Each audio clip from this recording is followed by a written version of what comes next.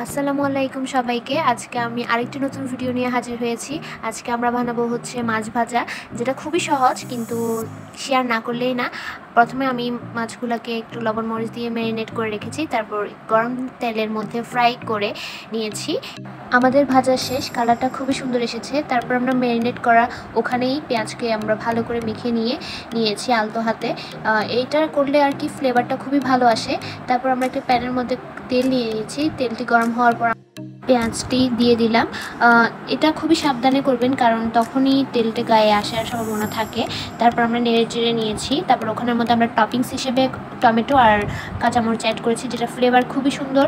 আর যদি আপনারা পছন্দ না করেন তাহলে স্কিপ করে দিতে পারেন। তারপর আমরা সব মাছ দিয়ে দিলাম।